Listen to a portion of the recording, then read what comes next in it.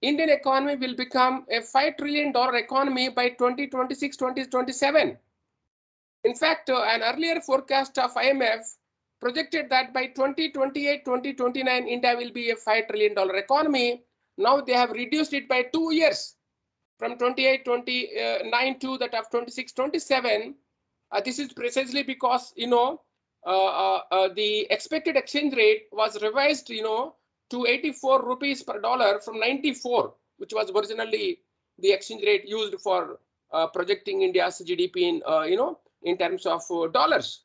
As you know, exchange rate plays an important role in calculating the size of an economy, precisely because the economy in terms of dollars is nothing but your economy in terms of rupees, nominal rupees, divided by the exchange rate.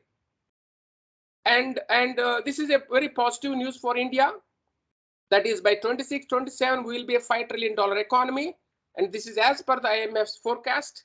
And we are expected to grow around 8+%, in the coming year. And the big challenge that India is going to face is the inflation. The wholesale price index rose to 15.08% in April 2022, which was 14.55% in March. And for the last 1 year, the wholesale price inflation has been running in double digits.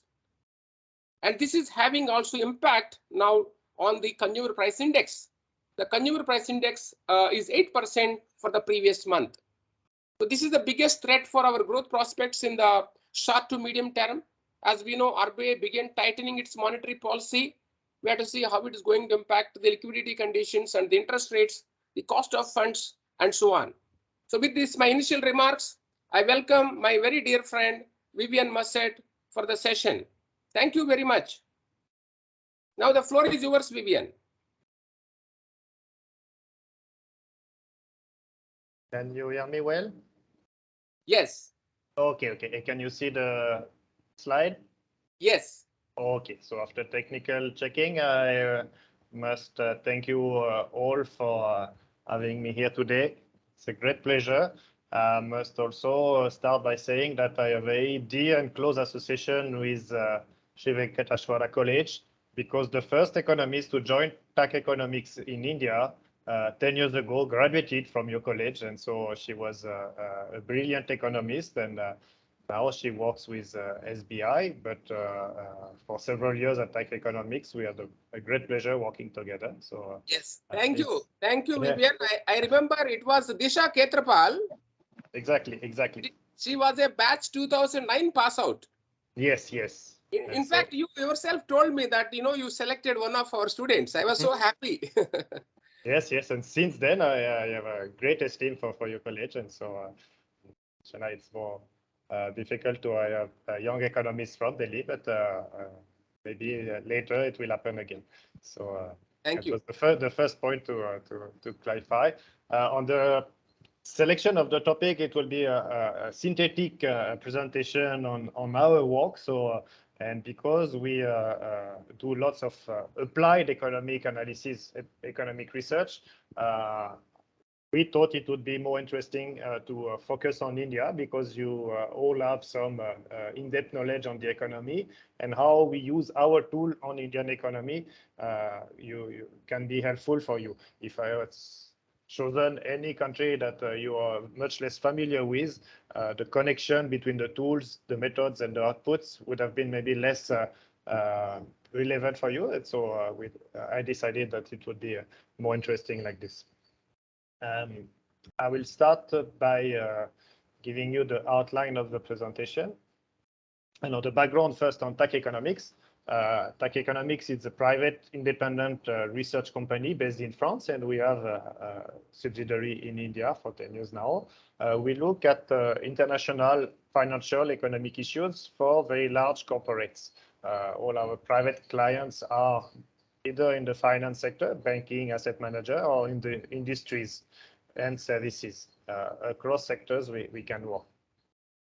We have done some research projects for multilateral institutions like ADB, United Nations, European Commissions. And our specificity at the TiC Economics is we have a unique combination of advanced quant techniques and in-depth knowledge of economic fundamentals, and we want to combine both to give a clear message to our clients. We not only focus on the emerging market or in India in particular, but on more than 100 countries that we monitor permanently. We have a specific set of tools for developed economy and emerging markets. On developed economy, we will do more for short-term forecasting about economic and financial variable. We say about interest rate or exchange rate, how it's important. And for companies, it's very important to follow that on a short-term perspective. And we can help them to build tools or to provide them short-term projections for this economic and financial variable. Regarding emerging markets, our approach is more a risk perspective approach, where clients, when they have assets in a large number of emerging markets, they will be willing to have a monitoring about the risk, because they will be very good at projecting their own business perspective, the outlook for their product, for the service. But you have to match the perspective and the opportunity with a certain risk level. And so our tools, I will give also a brief overview of our methodology. It's important because when you have an economy with high opportunity, but you have to see the counterpart level of risk. It's not only the level of opportunity that decide the potential return of an investment in one country. It's also to be matched with the level of risk. And so our tools, yes, cover lots of quantitative developments for projecting financial data, including exchange rates in a large number of countries. So what are the overall economic situation? It's a triple challenge that have come in the recent months. We had until last 2 years the COVID pandemic crisis. It's not over yet, and since end of February this year, we have the war in Ukraine and substantial impact on the global economy. Plus some structural changes that will be accelerated or adjusted because of the war in Ukraine, related notably to the energy transition. The last challenges is because of the negative impact of the war in Ukraine and the pandemic. Policy makers in advanced economy, also in emerging markets, are readjusting their policies. And today it's more in terms of tightening.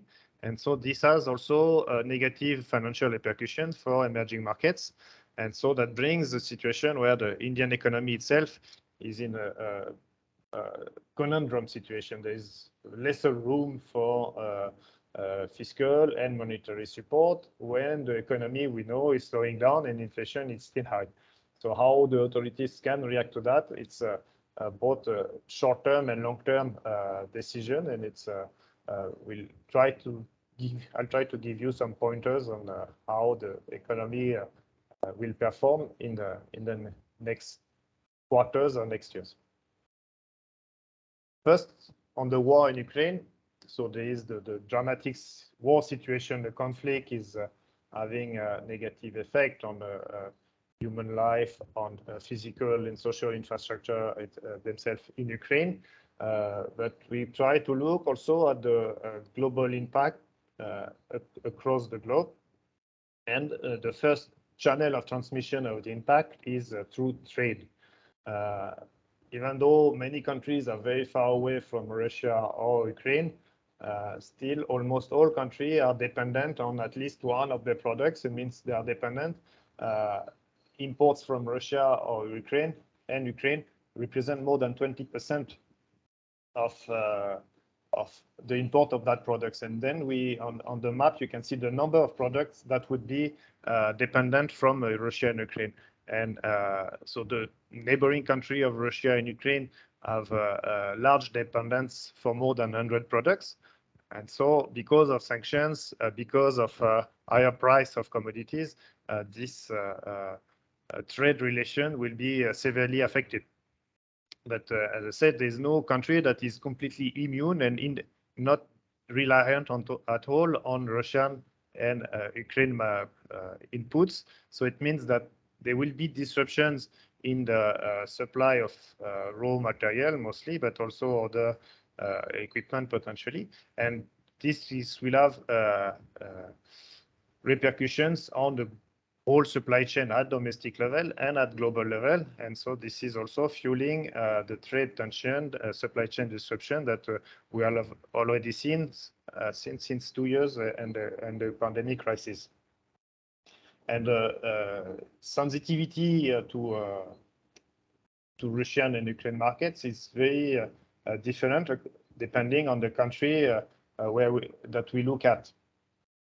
Some country, if we look on the graph on the right side, are dependent on some particular country product or on more than one product. If you take China, is dependent on oil imports, on the first product, heterocyclic, it's a neon gas, and it's also very important for the production of semiconductors. So China is one of the main importers of neon gas from Russia and Ukraine. But now, because of the sanction on trade, China and Taiwan cannot import this neon gas. And so the overall market for neon gas is highly affected. At the bottom, Russia and Ukraine export lots of vegetable oils like sunflower oil. And the first market for this product is India. And so today, India is not in a doesn't have the possibility, because again of trade sanction, to import as much quantity of sunflower oil, and so that affect domestic market, domestic price of oil, because there is less supply and still a high demand. So you can see from that the conflict, which is very localized in the eastern part of Ukraine, is having global repercussion throughout a large number of products and over a large number of countries. And everything is, there's a snowball effect when the raw material is used in the production process for other equipments and consumer goods. And so the disruption in supply chain are very large and very long to adjust. So as mentioned, Reddy, it's the commodity prices have shot up since the onset of the war in Ukraine. That is logical. Oil prices is like the barometer of the global economy. It's the key indicator that shows if the economy is in good condition or in a tense situation. And so today, oil prices that are more above $100 per barrel, and they should keep increasing slightly higher because the supply has been severely affected by the sanction on Russia. So at the beginning, oil and gas exports from Russia were not covered by sanction. Only US and minor countries have taken embargoes on oil and gas from Russia. But still, some other services related to export, like insurance and cargo transportation or pipeline transportation, are covered under sanction. It means that physically, the Russia cannot export its oil, and so the supply from Russia should go down, maybe from 12 million barrels per day to less than 8 in over a couple of months. So our scenario is like it could happen up to the summer of 2022. But there are some, it's not linear, it's not gradual effects, but because the supply is going down, the oil prices will go up. And so when oil prices go up, obviously the implication is that the demand also is elastic, and demand will start going down.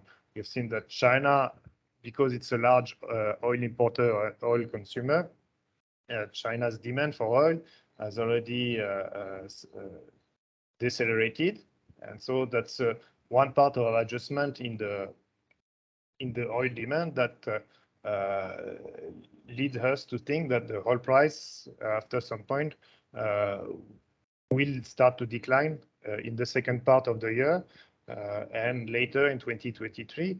That would still keep the oil price on average for the whole year above $100 per barrel, which is a 40% increase from 2021. And so for countries that are net commodity importers, that's a very large effect on their domestic prices of inflation. So we can see from the war in Ukraine how the transmission through trade, through commodity price is being affected. Second point, I will not give you too much data or too much map on this one, but even though vaccination rates were very advanced in lots of economies in America, in Europe, even in India, there's still large number of cases, and the higher the number of cases, the higher risk of new variants coming up. So it means that the pandemic is not over. Last year we were projecting that we'll be more in the endemic situation where we would have localized surge of the infections, but it's still not completely controlled. And when it has to be controlled, the strategy for controlling are very differentiated across country. In India, the control measures were very less, especially if we compare to Chinese policy today, which is very close to the zero COVID policy.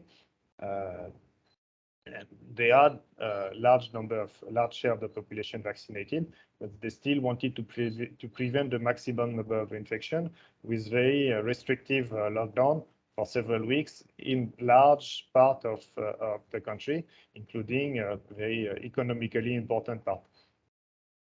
So that adds up to the supply chain bottlenecks, the drop in consumption in China, which is the second largest economy and was also largely contributing to global economic growth. The consumption is going down over the last few months, and how the Chinese policymaker will be able to revive this consumption it's still unclear, and there are still lots of efforts to be done.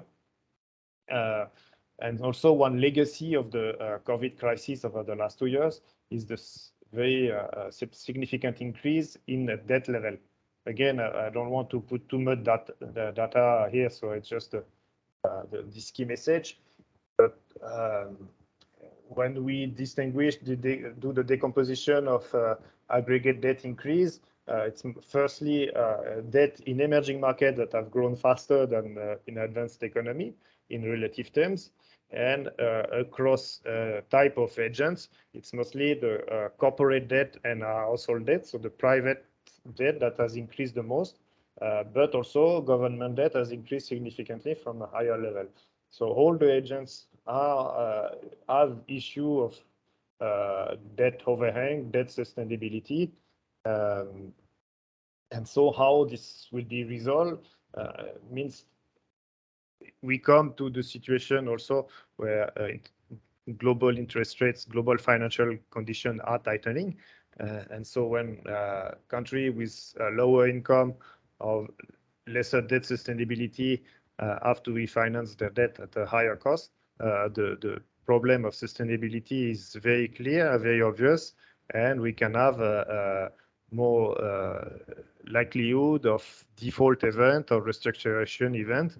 The first country to have defaulted this year is Sri Lanka, but we expect that it's not the first. Russia, because of sanctions, will also default on its debt, but several other emerging markets will have severe tension in the coming months to avoid defaults, but some will not be possible to avoid. And that's some of the tool also we try to develop for clients to see which country is the most vulnerable to this tension on liquidity and repayment. So because this double challenge, exogenous shock of the COVID pandemic and war in Ukraine, that have led to a very important increase in prices globally, the policymakers and notably central banks in advanced economy react by increasing their interest rates. So the implication here are pretty clear. The US Fed has already started its tightening cycle and will also not only increase interest rate, but reduce its balance sheet.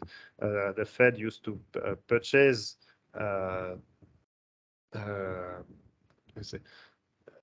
financial assets directly, but now they will have to sell them. And so when there is an increase of this reduction in the central bank balance sheet, it's also equivalent to a similar tightening. And so the nominal increase in interest rates is only one aspect, one part of the tightening, but there's also the quantitative tightening. And so that's an equivalent, which is roughly doubling the increase in the interest rates. And so we have a situation where financial conditions in US, but also globally, are much more tighter. The repercussion for other central banks are important. Lots of countries are highly sensitive to episodes of Fed tightening. Some countries will tighten their monetary policy equivalently to the US Fed, but in general, they all respond in the same sense. The gradient in tightening can be differentiated, but that only leads to tighter financial conditions globally. Every country will start tightening also their policy. And so when we have this combination for emerging markets of supply chain disruption, higher commodity price, and tighter financial condition, so we have this very negative combination that has lots of implication. Drop in domestic demand, potential exchange rate risk, and lots of risk of depreciation pressure. So that's why central bank in emerging markets also try to tighten further their policy to reduce the risk on exchange rates. And the last type of risk also that we want to see is about default payments. So some of the risk, some of the crises that are expected in emerging markets come together. Some agents will be highly vulnerable, and so if there is a default from the sovereign or from the corporate sector, usually it's also triggering an exchange rate crisis. So it's not only one of the shocks that can happen. So the difficulty then for countries is to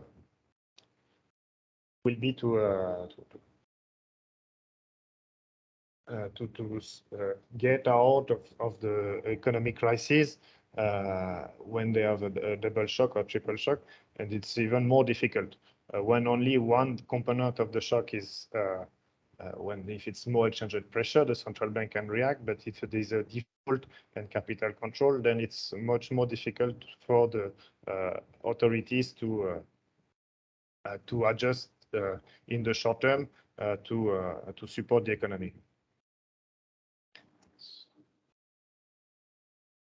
Okay, I've present here some of the implication of the war in Ukraine and how last quarter, this quarter compared to previous quarter before the war in Ukraine, we revised our GDP growth and inflation for projections in US, in Euro, and Euro area. And so the impact of the war is differentiated. In US, we see that the inflation will go much higher than we had expected before. And the impact on growth will be much higher on the Euro area in Europe. So that means that the component of demand will be affected differently, and the policy reactions also will be very different. if there is higher inflation today in the US or in the, it will keep coming up in the next months, that's normal that the Fed is tightening its policy first.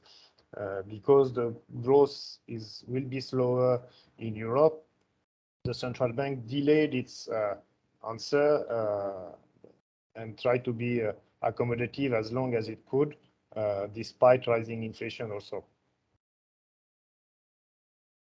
So the impact of on global prices is visible for emerging market also. For 10 large emerging markets, we have an average inflation of 6.7%. So it's way above the historical average for the last 10 years. The relation with producer price or wholesale price, the correlation is not homogeneous among the emerging markets. So producer price are very high, and because of base effect, they should start subside a little bit. But the transmission of very high producer price reflecting high commodity price to a consumer price is not similar across emerging markets. And some countries will have a very high transmission. So if producer price go up first, we definitely know that consumer price will also continue to increase. And so across emerging markets, we have this negative trend for inflation, short-term inflation outlook, but it's completely differentiated across emerging markets. One factor that explains this differentiated outlook is because the different contribution, it's the right side graph, for inflation, for consumer price inflation in emerging markets is completely different. Some country we have more contribution from food, or some country it's more from energy and oil prices in particular. If you look for Poland or Brazil, high energy price had a direct impact on consumer price in the beginning of 2022. Has not updated the figure, but for India so far, food prices, like in Mexico, were directly raising the consumer prices, because also this product, food, has a larger share also in the consumer basket for inflation. Turkey has an inflation of almost 70% today, and it's also a combination of a very strong contribution from food and from other components going up. And so when we know that the oil price will keep climbing until mid 2022, so it means 2-3 more months of probably higher oil prices, the country which have a very large energy contributions, we know that inflation in this country will continue to be much higher in the coming months, and the policy reaction also will be stronger in the short term. So it's a key factor to see where the inflation can go and where the policy reaction can go. So the last element we did at the global scale is the transmission channel. So we have, as I said in the beginning, a quantitative bias, and so we wanted to see with a heat map with several indicators and the traditional transmission channel of a crisis, of a shock. Transmission will be either on growth, on price, or through external accounts. And here in this case, we have also a geopolitical channel.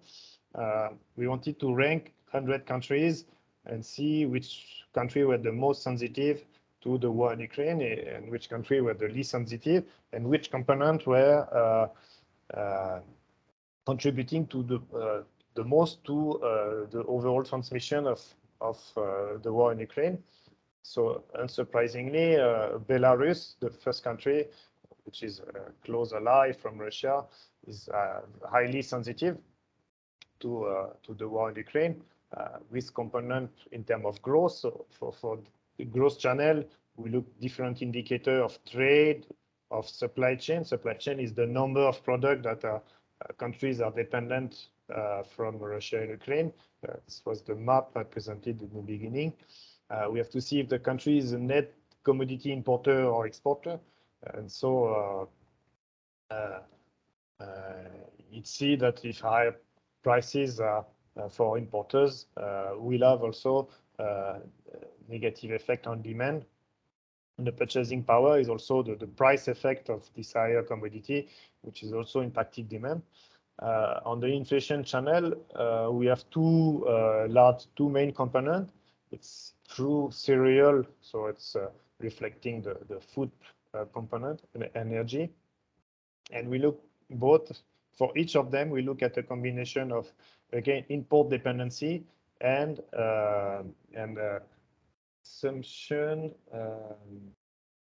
intensity. So the intensity is how much unit of cereal is used per unit of GDP.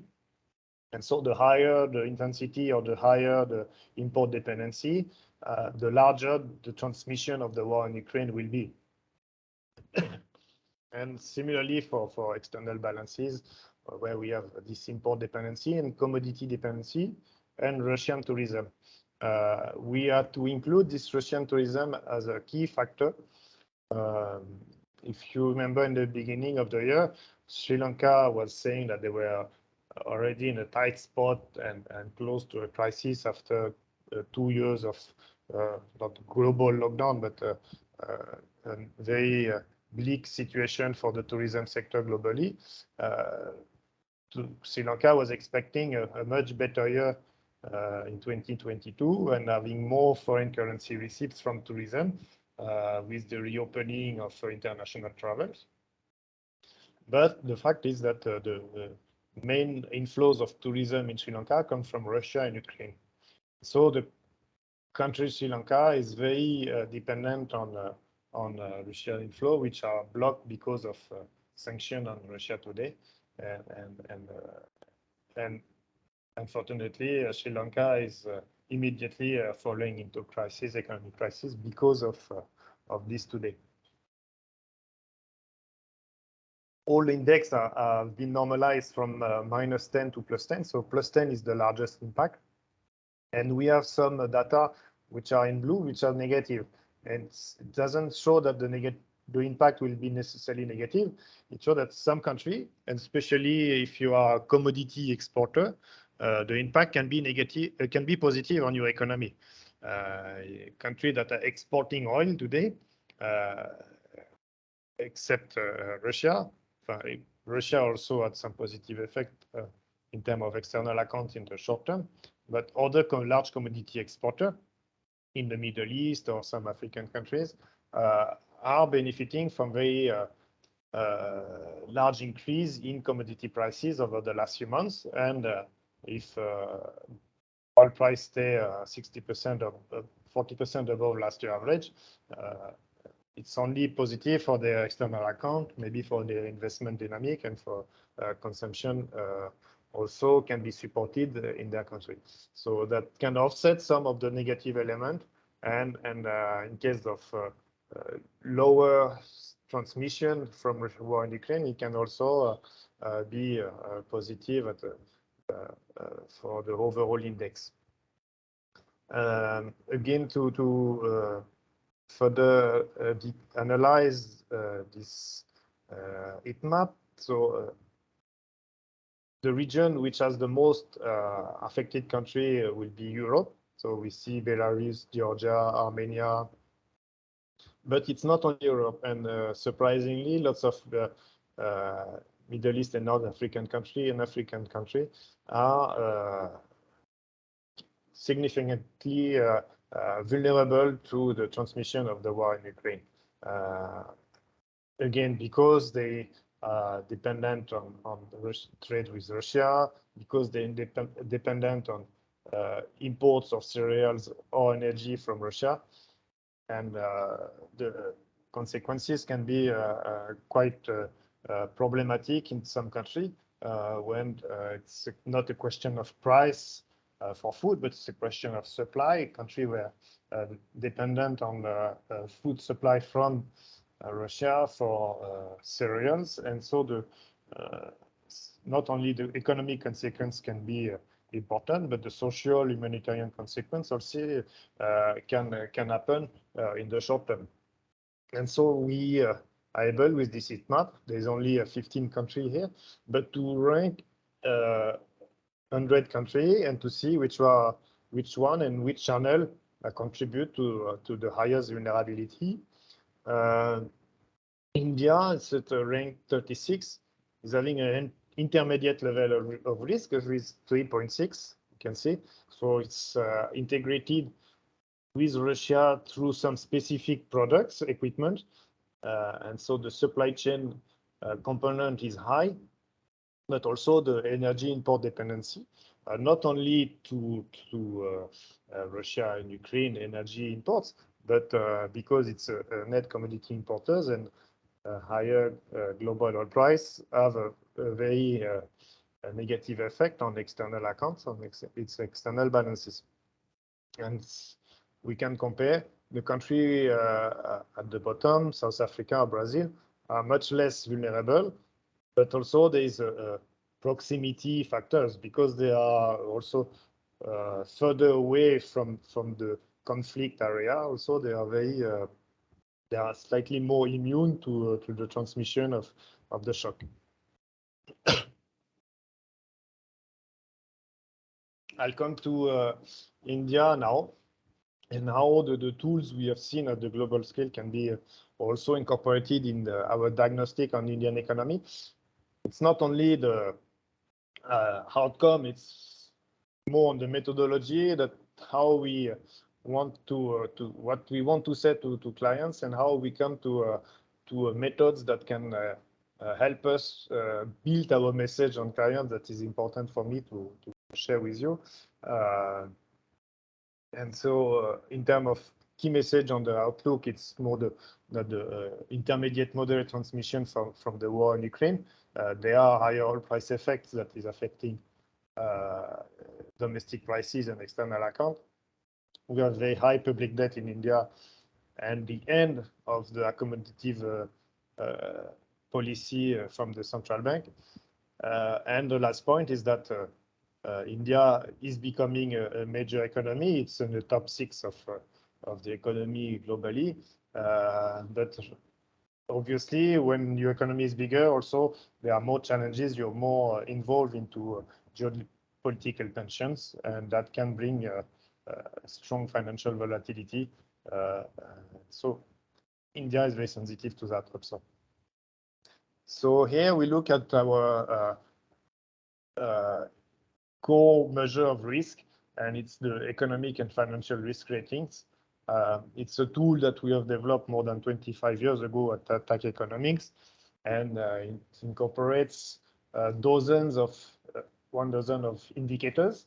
Each indicator is a complex combination of financial variables, and when we combine them with different horizons, it can give us some risk ratings per type of risk, and that's the risk we measure in terms of activity, in terms of payment, in terms of exchange rates, and also in terms of horizon. We have risks that can be more prone to materialize in the short term with a less than 1 year horizon, or maybe a longer horizon, 3 to 5 years. And so the risk rating is also normalized from 0 to 100, and 100 is the highest economic risk level. And on this scale, India has a risk measure of 36, so it's a favorable category. It's also less than the historical average of the last 6 years, but it has picked up a little bit in the last 2 quarters. So we know which factors are contributing to this recent decline, and we know why overall it's still favorable. When we want to help clients to take investment decisions who measure the risk, one key element for them is to see how much is the cost for investing or to cover the risk of their investment in emerging market. And it's a measure of cost of capital. And that we here call the country risk premium, expressed in a basis point. And for India, it's at 358 basis point. it's slightly below the average for 100 emerging markets. And that would be the cost that company would have to hedge in the investment for the macroeconomic and political situation.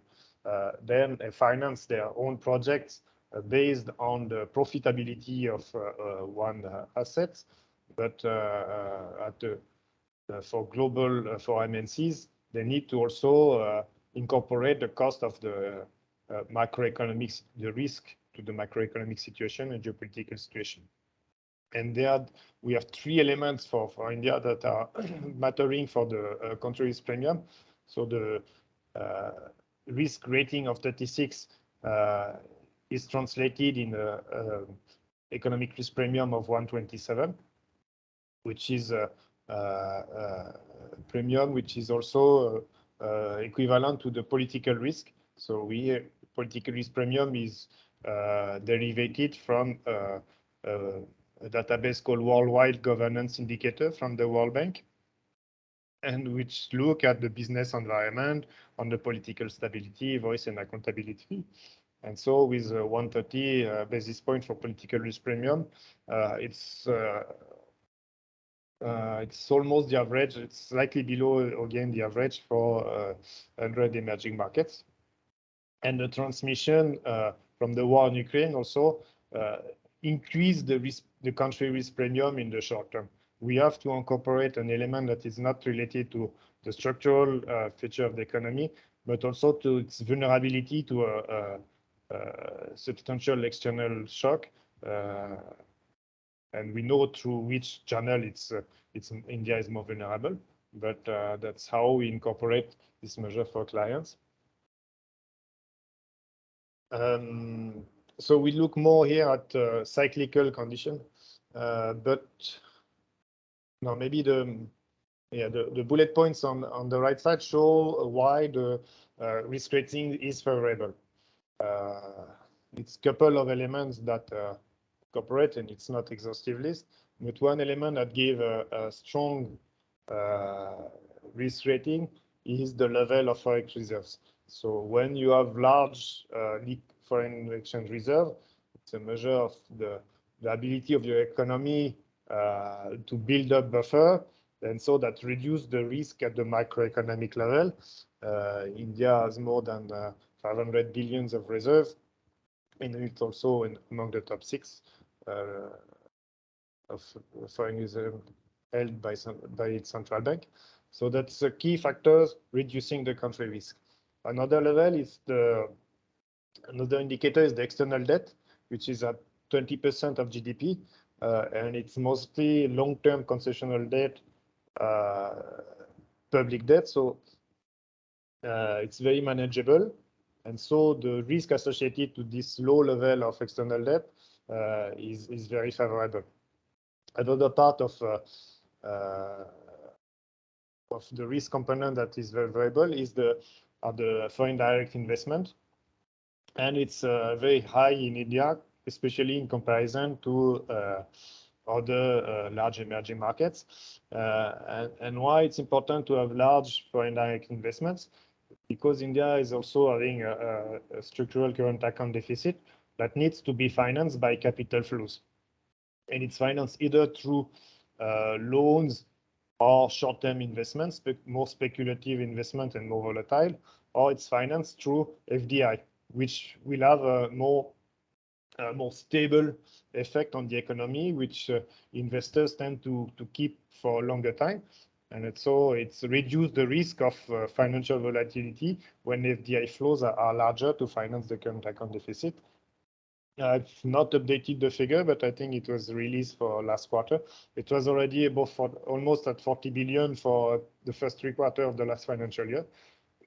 So it's a very impressive level, especially during the pandemic, especially when economic uncertainty was very high in advanced economy. So it's an important element reducing the risk rating for India. And another element is that the economic activity, the GDP, is already above its pre-crisis level. There is a favorable, a good business confidence. So the leading indicator for the manufacturing sectors, the policy supports were well oriented so far, and so that have helped the economy recover post the COVID shock. And we see on the left side the extent of the COVID shock, the GDP growth. For the GDP recession was almost minus 25% in the second quarter of 2020. And so the rebound also was very large. But beyond this rebound, today we are in a phase of slowing down. The slowing down will be there on the tendency, on a trend level, but with lots of volatility in the quarterly figure.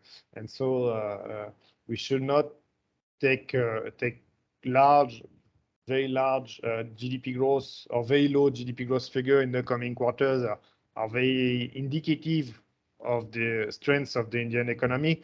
But we mostly have to look at the trend over several quarters to see how the post-crisis recovery and the return to the more trend level is taking place. And that the overall trend is negative. So economy will be slowing down. It's given considering the macro and the global condition. So it's slowing down. Said the economic growth was 7.9% last year. See on the left side graph. And IMF in the last projection in March 2022 said that the GDP growth will slow down from almost 8% to 6% in the 25-26. There's two ways of seeing it. It's a slowdown is always not what is expecting by Indian policymaker or the Indian population, obviously. One way of seeing it is that 6% or for 2022, 7.6 will be far higher than the global economic growth at about 3.5%.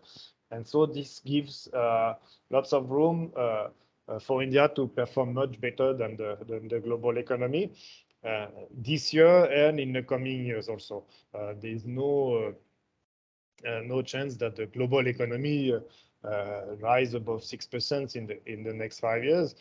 Maybe the global economy will converge to 4 or 5%, but it means that Indian economy will still grow faster than the rest of the world, which is a good sign. And because of the size of the economy is going up, the increment of GDP every year. So when we have 7.6 GDP growth in 2022, that represents an increase in GDP of $372 billion. Why I said that? It's because for the next 5 years, the average increment in GDP will be almost 400 billion per year. And that's how the economy, by adding 400 billion every year, will reach its 5 trillion. There's no way out of missing the 5 trillion target, plus or minus 1 year. But 400 billion per year on average is way above what was registered in the previous decade. It was slightly above 200 billion per year, even when GDP growth was above 8%, because the economy was smaller on aggregate level. And so that's a very strong sign when you have 400 billion per year on average, that show that the domestic demand, the different factors contributing to growth, both investment and consumption, or the next external trade, or the public investments also, everything will go higher and have a large favorable positive effect for the businesses. And so it's really a strong perspective for Indian economy that we know that it shows that for corporates or for households, the size of potential income is much higher in the coming years. What we have to to see that also strong economic growth is important to stabilize the public debt to GDP ratio. So saying there was lots of policy support, and that deteriorated the sovereign financial situation. So the public deficit, if you see on the right graph, was expanded a lot from 2019 to 2020 to help the COVID shock. It was important, and all the country took those decisions, but it has a negative repercussion on public debt, which are almost now at 90% of GDP. It's pretty high, especially for emerging markets. It's among India is among one of the largest. So luckily, it's mostly domestic debt raised in Indian rupee. So the risk related to currency shock is very minimal. But it's important for Indian economy to stabilize, or at least to improve the public debt to GDP ratio. Otherwise, if this ratio becomes higher, debt sustainability will not be guaranteed, and that can trigger some degradation of rating by sovereign credit agencies. It's something that we have to look. So both the fiscal deficit, as long as the fiscal deficit is maintained below the GDP growth, we are sure that the public debt to GDP ratio will be stabilized and can improve a little bit. So that's a key element to for the long-term Indian economy to check. So one of the last point will be on the inflation. I could have started by this point because it's highly critical today. The inflation is already exceeding the upper end of the official target range, which is 4 plus or minus 2%. And so because of this excess of the range, and to maintain its credibility, the RBI had to start with monetary normalization. So it means that increasing interest rate in the last months, and this policy will continue for several months in 2022 to make sure that the liquidity, the money supply in the economy is controlled and the inflationary pressure go down. A few elements that are contributing to high inflationary pressure is the food inflation and the wholesale price index. So maybe it's not the latest figure, but 15%. We know that the transmission is not complete from a wholesale price to the consumer price, but it's still higher than the pre-pandemic levels. And so if there is no policy decision to tame the money supply and the price pressure, inflationary could spiral out, and so domestic price could be much higher. So we need this monetary normalization to control price. And so this normalization was expected because prices were only going up in the last few months, and the global commodity price, including oil, expecting also to go higher until the mid of the year. And the Fed tightening also is putting pressure on capital outflows.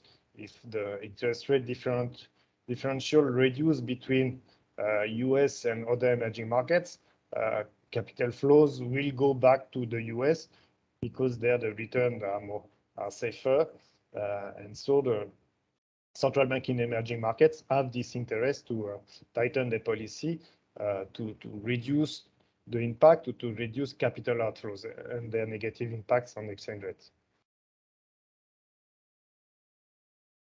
So the idea is that the inflation outlook, after a peak that should be reached in the coming months, would start decreasing. But the return within the official target range, it's still further away. Maybe towards the end of the year, it can go back below 6%. and maybe towards 5% next year. But it's quite uncertain. There's still lots of uncertainty and potential for higher inflationary pressure in the coming months, and the policy reaction might only be more restrictive in the coming months. So I gave you a broad panorama, and if you have any question on this diagnostic or some of the methodology, I'll be happy to answer.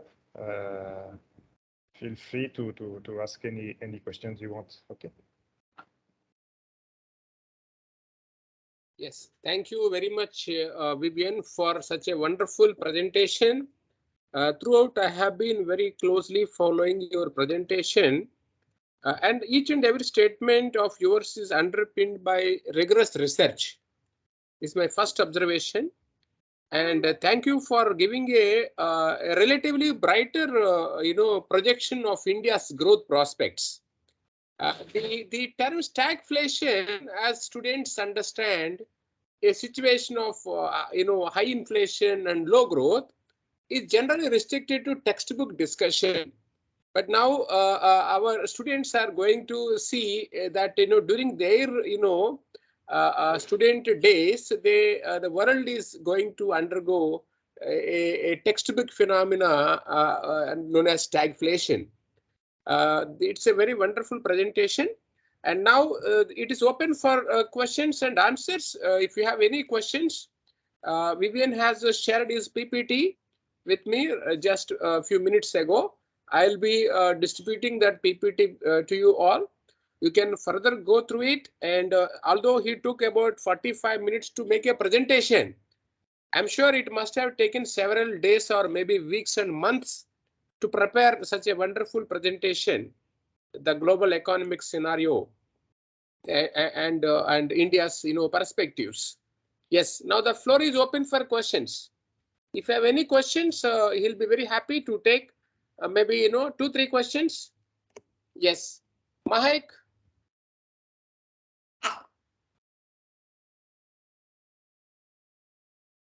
Yes, sir. Yes, yes. The floor is now open for questions, Mahek.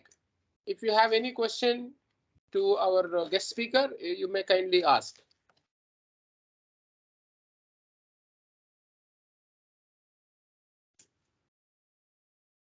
Yes, please raise your hands. You can raise your hand. I can give the opportunity one after the other. You can also write it in the chat box if you want. Yes, yes. You can. You also have the second choice of writing in the chat box if you have any difficulty, in using your mic. So one question that comes often is related to data, and you said about rigorous research. So for our work, we have to use lots of different databases, because IMF, World Bank, United Nations for the trade part. And so it's one important work for us to scrutinize lots of global database that give us data on the economic and situation, trade situation, investment situation. So it's a perpetual job to always update our tools with the latest data. Okay, okay.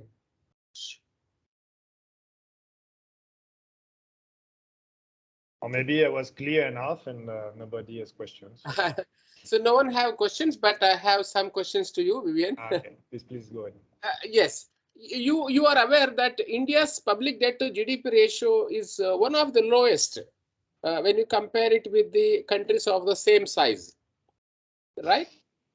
Yeah. But in the last 2-3 years, maybe before the beginning of the pandemic to till date, there has been a massive spike in debt to GDP ratio, precisely because government needed to borrow a lot of money from markets just to cover up the shortfall in revenue collections, and second, to launch number of programs and schemes for the welfare of various the citizens. So how do you see the evolution of debt GDP ratio of our country in the next 4 to 5 years?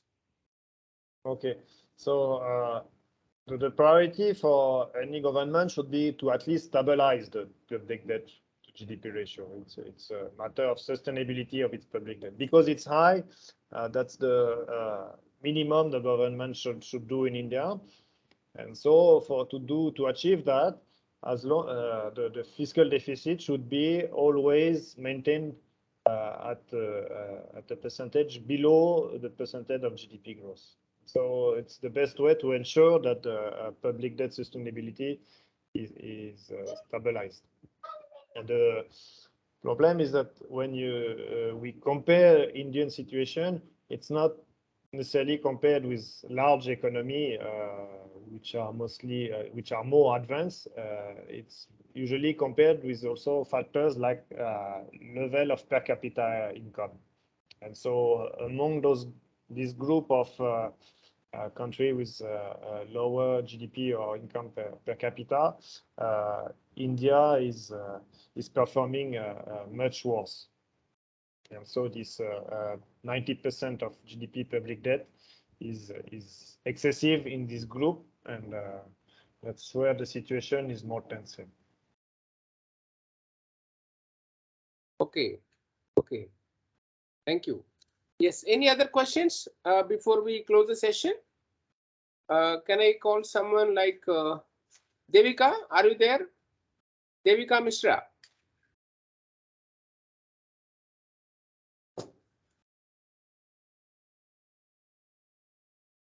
Okay, Ria Kapoor.